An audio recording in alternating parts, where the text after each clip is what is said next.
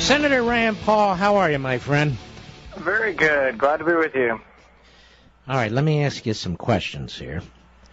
Do you agree with John Boehner that we should be raising anybody's rates right now, not in the middle of this economy or any?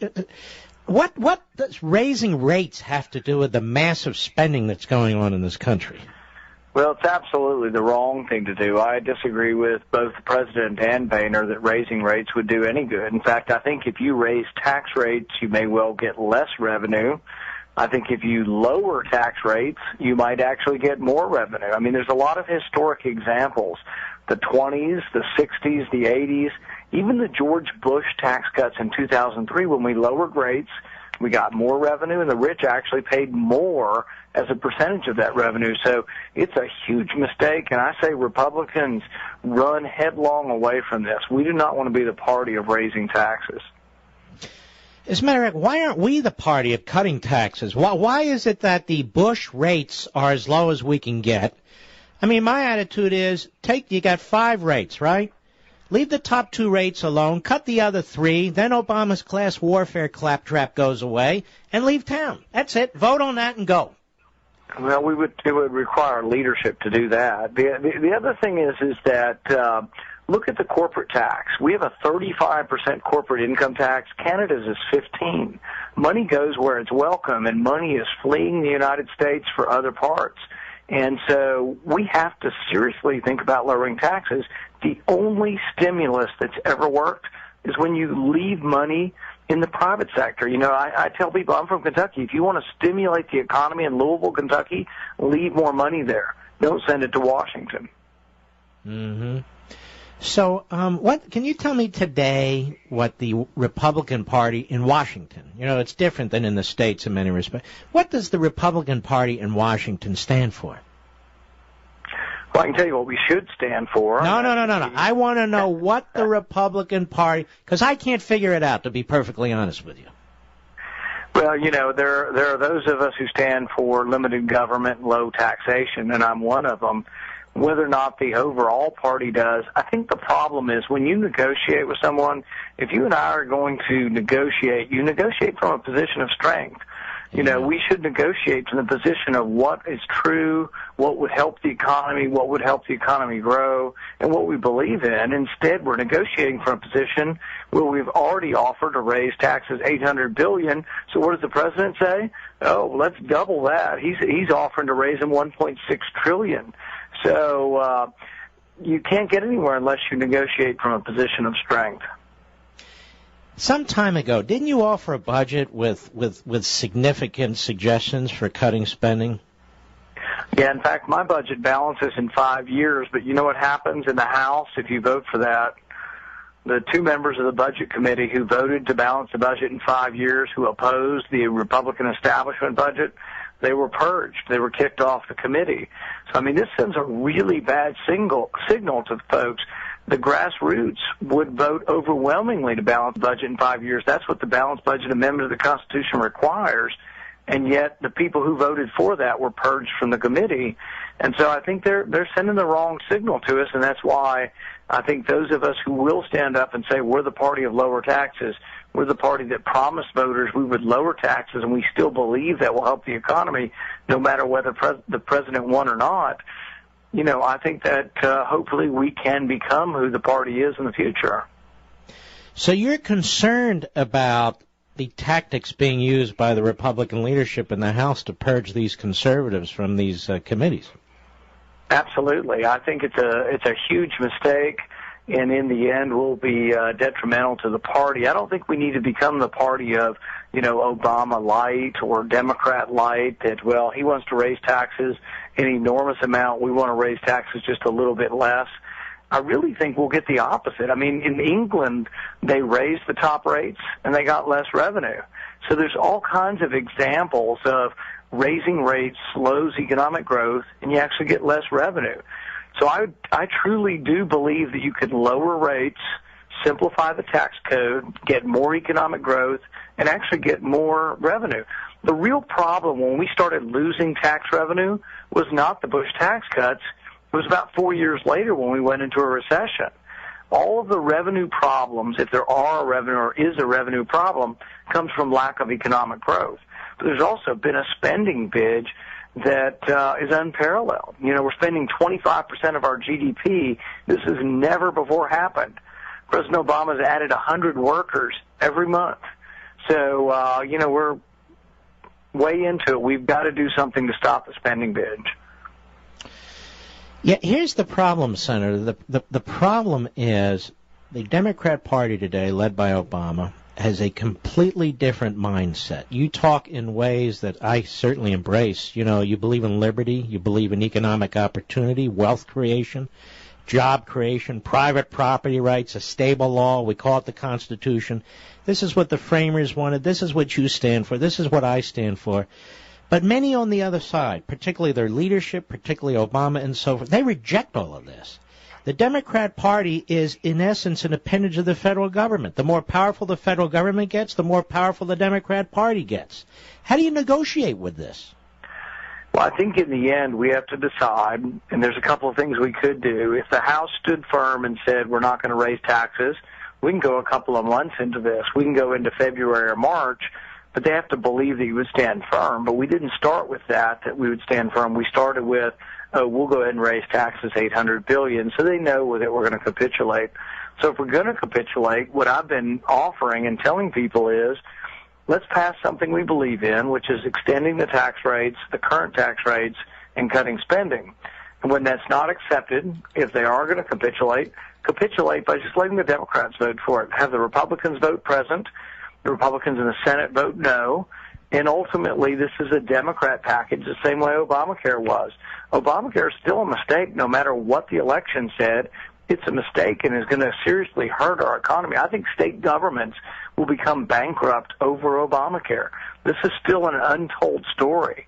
And so I would think when they raise taxes and we begin slipping back into a recession, let them own it. Let it be the Democrat policy. Let's don't put our fingerprints on it at all. Yes, why vote for our own national suicide? This I'll never understand. Now, we have 24 Republican governors, by my count. Maybe it's 25, but I think it's 24, who've said no to these state exchanges. You see, I think there's a counterattack going on here, and it's happening in the states in some respects. Do you agree? Absolutely. And, you know, we had one huge victory. Michigan votes for right to work. I mean, the right to work thing is probably the only thing that could save Michigan at this point. And, boy, how lucky are we? We have a Republican governor, a Republican state legislature, and they have the courage to vote for right to work. All the right to work states are gaining population. They're gaining economic growth. They're creating jobs. And maybe Michigan, which has had so much trouble, Detroit has had so much trouble. You know, look at my state. We have Toyota in my state that's non-unionized. They make a very good wage. It's not like they're paupers. We are really happy to have Toyota in our state, non-unionized, you know, providing 10, 15,000 jobs, good-paying jobs, but they're thriving. Meanwhile, Detroit is collapsing, and the taxpayers bailed out some of these car companies twice. So right to work and the way the states are going, I think there is some positive out there. Don't you think part of the problem, and I'm not going to name names, I don't want to put you on the spot, but don't you think part of the problem is so-called Republican leaders are unable to articulate principles, our founding principles, liberty, and, you know, voluntary economic activity, private property rights. They're like incapable of responding to this hard left class warfare stuff. Don't you think that's part of the problem? Yeah, and I think we have to figure out, and we do have to figure out a way to let the people know. And I tell people often, I have family members who've been on unemployment insurance. There are people who get money from government. I'm a doctor, and doctors, unfortunately, we get money from government too. Doesn't mean you're a bad person. In fact, I work for the government now, and I'm not a bad person. But it does mean that there is an opportunity out there, and it's like we need to let people know that the Democrats want to give you a free cell phone, but we want to create jobs for you. We want you to enter the middle class. We will help the economy expand, and we need to convince people that we're serious about it, but that we're not vilifying who you are, that you've had trouble, that you're unemployed, but that the Democrats aren't making it any better. They want you to be unemployed so they can give you a little bit of free stuff, a bobble here, a bobble there, but they want to keep you dependent. They don't want you to have a job because they want you to be a reliable voter for more dependency. Well, it would help when we do control Congress and the presidency, as we did for so many years, where we show people how it's done. And because if people experience the fruits of liberty, then they're more likely to embrace it. So part of the problem is when we do take over the levers of power, we don't follow through. Do you agree with me? Yeah, and can you imagine the boom we could have in this country if we had a real Republican leader who believes in the free marketplace, who would lower taxes dramatically? The corporate income tax needs to be cut in half. We need to sort of get rid of all these rules that say, oh, it has to be scored this way or that. I would pass one bill every day, and I would make them small bills. I would say corporate income tax, 35%. Tomorrow it's 17%. We're going to vote on it. I don't care the way the CBO scores it. They don't score it dynamically. They don't see it'll be pro-growth. We're going to reduce it tomorrow, and that's all we're voting on is just that. And I think we'd pass it. You know, I think there's immigration reform that we could have, too. We have a bill that says if you get a Ph.D., you should get a green card. No problems, no questions asked.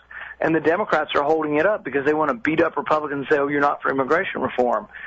And so we need to pass the smaller bills, break them all up into pieces, and pass them one at a time.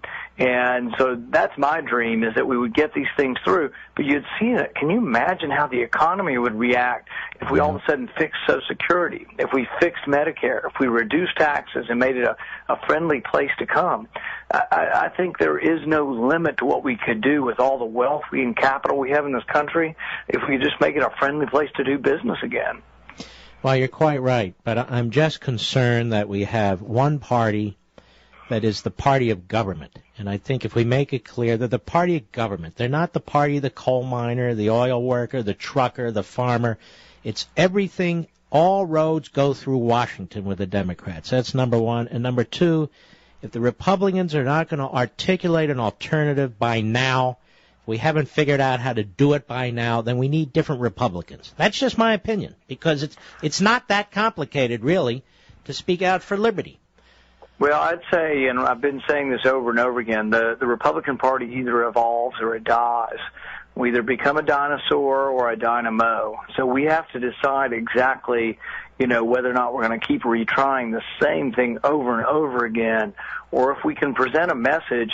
Here's my thing. If I were in charge of the Republican Party right now, I would have someone every day somewhere in the country preaching the gospel of how the Republican Party was the one who elected the first black U.S. senator, elected the first black U.S. congressman, who was the champion of civil rights from the Civil War on, who was the Emancipation Proclamation. All that history has been forgotten. We used to get 90% of the African-American vote, and we don't try, but we don't understand, and we need to remind people of history of how the Republican Party was the party of civil liberties, of civil rights, and it was always the bigoted Democrats that stopped them. And everybody's lost this history, and unless we repeat that and talk about school choice and ways that we want to improve things for everyone, we're not going to get there. But we need those kind of spokesmen. We need them out there everywhere across the country, and not just give up on the African-American vote, give up on the Hispanic vote, because otherwise we'll be a permanent minority party. I don't think we should give up on any vote. We should focus on the individual, regardless of what the race is and so forth. And you're exactly right. History's been rewritten. Now we need to take it back. Now, Senator Rand Paul, it's been a pleasure. I wanted to end the show almost on a very positive note, and you have a very positive message, sir. So I wish you all the best. God bless. Mark. All right. Senator, doesn't he have a great message? I didn't want to get into immigration in a big way. I happen to agree with what he said there. I think we should take all the scientists and that we can get from all over the world. We used to do that. They're not a drag on society. Let's take all the brain power from every other country if we can, and with our own brain power. So that doesn't bother me. That's not the problem. That's not 20 million.